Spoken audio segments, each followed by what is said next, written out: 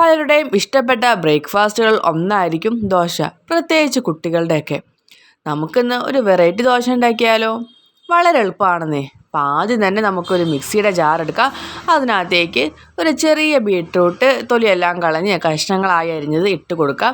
ഇതിനകത്തേക്ക് ഒരു ചെറിയ കഷ്ണം ഇഞ്ചിയും 2 പച്ചമുളകും കുറച്ച് വെള്ളവും ആവശ്യത്തിനുള്ള ഉപ്പും കൂടെ ഇട്ട് കൊടുത്ത് നല്ല പേസ്റ്റ് രൂപത്തിൽ തന്നെ നമുക്കൊന്ന് അരച്ചെടുക്കാം.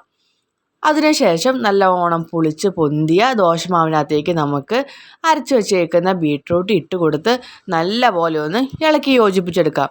ഉപ്പ് നോക്കിയിട്ട് കുറവാണെന്നുണ്ടെങ്കിൽ ആവശ്യത്തിനുള്ള ഉപ്പും കൂടെ ചേർത്ത് കൊടുക്കാവുന്നതാണ്. ഇളക്കി കൊടുക്കുന്നതിനനുസരിച്ച് നമ്മുടെ ദോശമാവിൻ്റെ കളറ് മാറി മാറി വരുന്നത് കണ്ടില്ലേ? വെള്ള പോലെയുള്ള മാവ് ഇപ്പോൾ നല്ല പിങ്ക് കളറായി മാറിയിട്ടുണ്ട്.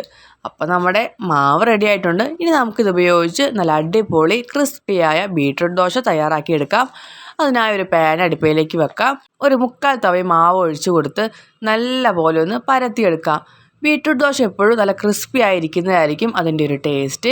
ഇടയ്ക്കൊന്ന് കുറച്ച് നെയ്യൊക്കെ തൂത്ത് കൊടുത്ത് നല്ല ക്രിസ്പി ആയിട്ട് നമുക്ക് തയ്യാറാക്കി എടുക്കാം.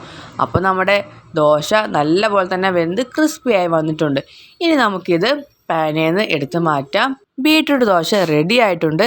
ഇതിൻ്റെ കൂടെ ഏറ്റവും നല്ല കോമ്പിനേഷന് തക്കാളി ചട്നിയും അതുപോലെ തേങ്ങാ ചട്നിയാണ്.